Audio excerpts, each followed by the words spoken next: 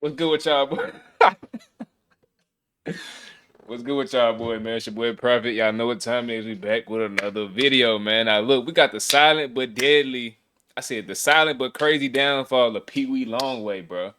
Now, recently, Peewee Longway, they got jammed up. He done had like 200 pounds of coke, 200 pounds of fentanyl, weed. Bro, that nigga was the damn trapping kingpin. I ain't know Peewee Longway was coming like that, bro. But we finna go and check this shit out. We ain't gonna waste no time. Let's get straight to the video, Peewee bro. Longway changed. Why the hell my sound ain't playing, bro? I'm all over the place right now. Hold on, let me get right. Here we go. The rap game in Atlanta behind the scenes. And we get smacked with an ad? Oh, damn. My fault, y'all. I ain't buying YouTube Premium, though. That shit like $50 a month.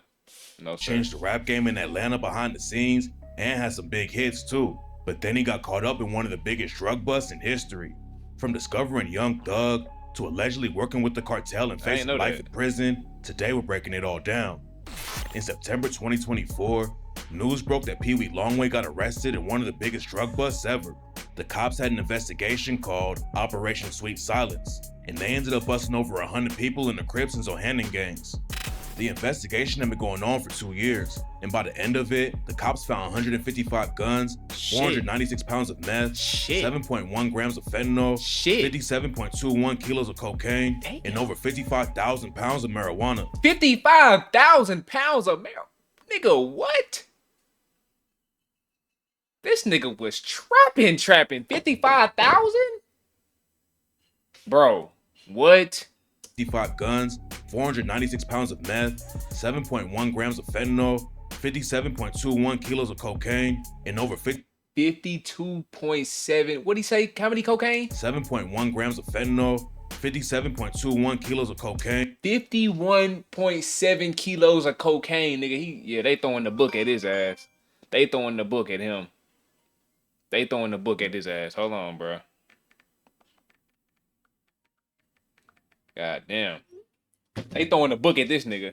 Bro, you know how much you can get for a little bitty gram of cocaine, bro? This nigga got 50-something, bro. It's over with. And over 55,000 pounds of marijuana. They also found over 150 guns, including machine guns and Glocks with switches. The feds were on the case too. The FBI had 250 agents working on it and sent in 7 SWAT teams to take the dealers down. And when the raids were over, the cops had found around $300 million in drugs. Peewee Longway's name wasn't mentioned in any of the police reports, but rumors started flying that he got wrapped up in the case after his homie Lil Crack Rock posted on IG and said, "Everybody stop calling me and asking me what's going on. I ain't speaking on shit." The police cops have found around $300 million in drugs. Peewee Longway's name wasn't mentioned in any of the police reports, but rumors started flying that he got wrapped up in the case after his homie Lil Crack Rock posted on IG and said, "Everybody stop calling me and asking me what's going on. I ain't speaking on shit. Hashtag free Longway." Everyone just took the story and ran with it, even though Peewee Longway's name wasn't on any paperwork.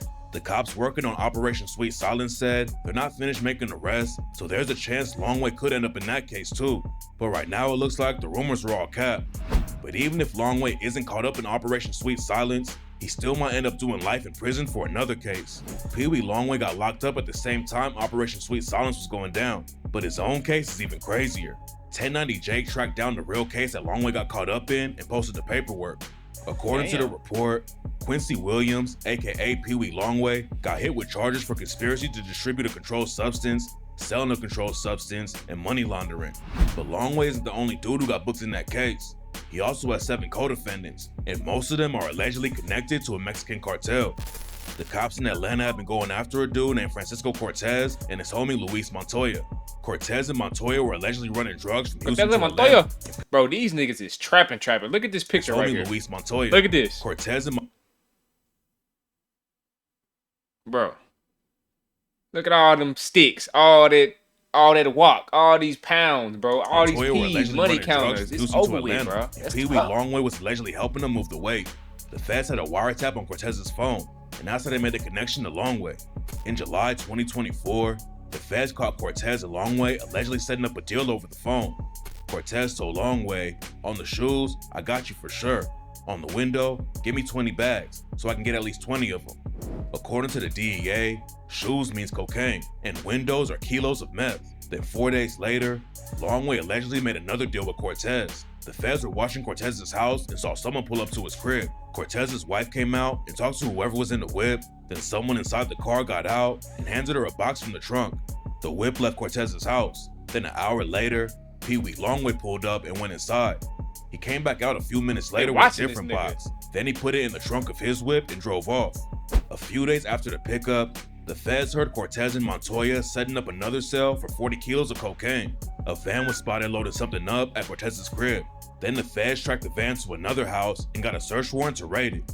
They didn't find any drugs inside the crib, but they did find $500,000 in cash hidden in shoe boxes. The feds didn't have any real evidence on Peewee Longway, but that— I ain't gonna lie, bro. If I'm doing a raid, bro, and I find $500,000 in cash in shoe boxes, you best believe I'm taking me a stack. I ain't gonna lie. They don't pay enough for this job. I ain't gonna lie to you, bro. You mean to tell me I'm finna find 500,000 cash and I ain't finna take a stack, bro? Shit didn't stop them from arresting him and trying to hold him down without bond. The only thing they had was the wiretap conversation where Longway was allegedly trying to set up a deal with Cortez, but the feds never actually saw Longway making a deal. They spotted him at Cortez's house carrying a box out, but they have no idea what was actually inside it. But after they booked Longway, they raided his house and studio, and the situation got way worse for him. When the cops searched Longway's studio, they found 7 guns and 3,000 M30 pills that were allegedly cut with fentanyl. Then they found 3 guns in Longway's house, and 2 of them were stolen. Peewee Longway hasn't been charged for the drugs or guns they found in the studio, but he's already facing a life sentence for allegedly trying to buy cocaine and meth from Cortez. It sounds like Cortez was the plug, and Longway was allegedly just moving the weight around Atlanta. If the rumors about the cartel being involved are true though, this case is looking bad for Longway. Nobody wants to get on the bad side of the cartels. They got so many connections all over the place, and even 1090 Jake didn't want to speak on them when he was covering the Longway situation. There's no evidence that Longway would flip on anybody, but if he's involved with the cartel, then he has to be extra careful about the situation. Because even if people started rumors about him talking without anything to back it up, the cartel wouldn't even think twice about taking him out. This is all just rumors right now though, and nobody really knows much about the case. Niggas don't play, boy. That cartel, I'm gonna stop pausing the video, but that cartel, boy, them niggas will chop your head off, boy. Peewee Longway getting busted in a case like this shocked everyone though. He's been a big part of the Atlanta rap game for years, and Longway always stayed quiet about what he did in the trenches. Longway came up in the same projects as Young Thug in Zone 3. Longway said they've known each other forever, and some sources say that they're actually blood related. Longway allegedly reps the Rollin' 60 Crips, and on the track Quarterback with Young Thug and Amigos, Longway raps, "What's crackin'? Crippin' nigga, twisted fingers. Longway and Thugger, Jonesboro South demeanor. I step in the club with the 40 and Nina." Peewee Longway allegedly hopped off the porch at a young age and started moving weight in Atlanta. He got kicked out of school because he was always skipping class. But when Sage Cheese TV tried to get Longway to talk about what he was doing in the streets, Longway just told him that it was personal. This wasn't the first time Peewee Longway has been in trouble with the law. In 2014, Peewee was arrested for illegal possession of a controlled substance and held on a $30,000 bond. He was on his way to perform at the Lux Bar and Grill in Montgomery, Alabama, when he was pulled over in a truck full of people. The manager of the club said that they got a call around 1 a.m. just before Peewee was supposed to go on stage, saying that Peewee got arrested right down the street. Everyone in the truck was taken to jail, and the club manager said it sounded like a setup. Longway also went for an interview with DJ Vlad, where Vlad tried to ask him about his gang ties. I remember that Vlad shit. brought up all the blue on Longway's album covers and asked him if it was a Crip thing. But Longway dodged the questions and said, "Nah, just a night color. Just a nice color. Yeah. Yeah, I was No tripping going on. No, nothing." Longway never talks about gangbanging in interviews, but he raps about it on tracks like What You Gon' Do and said, "Chasing the check, got the dick on the tech, neighborhood crib when I chuck up my set." Before Longway ever hopped in. I remember that shit. That song was hard as fuck too, I ain't gonna lie. I used to bump that shit all the goddamn time, boy. He linked up with a Rollin' 60 Crip from LA named Brick Baby and started a movement in Atlanta called MPA, aka Money, Pounds, and Ammunition. Brick Baby is known for working on No Jumper with Adam 22 now, but back in the day, he was allegedly heavy in the streets and is a big reason why there's more Rollin' 60s in Atlanta. Longway and Brick Baby have been tight for years, and Longway is allegedly married to Brick Baby's sister. Brick Baby was making headlines for beefing with Young and Ace, and Brick Baby said that Ace can't do shows in Atlanta, North Carolina, or anywhere else in the area without checking with him first. On Rolling 60s, I bet you Young and Ace don't do no, until we holler, I bet you don't do no shows in Atlanta. Cause I'm the king around that motherfucker. You get what I'm saying? So you won't be doing no shows in Atlanta. You won't be doing no shows in the Carolina, nothing around there, bro. I never heard of bro. A lot of I ain't people gonna were lie. confused because Brick Baby's from the Rolling 60s in LA and was trying to ban Ace from other cities. But it makes a lot more sense after you know how long Brick Baby's been involved with the Crips in Atlanta. Before Brick Baby and Longway started making their own music, they were trying to manage other rappers to help them get started in the industry. Longway had already known Young Thug for years by that point, and Thug was trying to get his name popping in the game. Peewee Longway wasn't in the rap game yet, but he had ties to dudes like Gucci Mane and Bankroll Fresh because of his street connections. Gucci and Longway were tight, and Longway's the one who introduced Gucci to Young Thug. Longway and Young Thug pulled up on Gucci while he was at the studio, and Gucci signed Thug on the spot without even hearing any music from him because he trusted Longway's opinion that much. Young Thug isn't the only rapper that Longway helped out though. He knew the Migos way before they were superstars, and Longway is the one who introduced him to Coach K and P from Quality Control Records. Offset said in an interview that before everyone became superstars, they all used to kick it with Peewee Longway because he had a studio. Lil Baby also used to hang out there before he started rapping, and Peewee was one of the dudes who convinced him to get in the booth. So Peewee did a lot for the Atlanta hip-hop scene before he even started rapping. That's tough. I ain't know that. Longway decided to hop in the booth too and started dropping his own music. He linked up with his homies in the rap game like Young Thug and Gucci, and in 2015, he dropped a collab project with Gucci and Young Dolph. Longway had some tracks that popped off, and he was tight with a lot of big names in the industry, but he never really blew up in the rap game like a lot of his homies did. In 2014, when Gucci Mane got locked up, Peewee left 1017 and started his own label, MPA Bandcamp. He dropped 9 mixtapes in total before releasing his debut album, Mr. Blue Benjamin. But even though he was putting in the work, his career never really took off. Some fans said it was because he sounded too much like Young Thug, but Longway claimed it was lack of label support that slowed down his career. And in 2015, he hopped on Twitter and said, "From this day forward, Peewee Longway will never rap again, so don't come at me with that shit or nothing got to do with it. I'm done. Back to BS." Back to bullshit. He back to that trap. He back to slanging them peas, nigga. That's exactly what that mean. He said, yeah, fuck this rap shit. This shit ain't paying.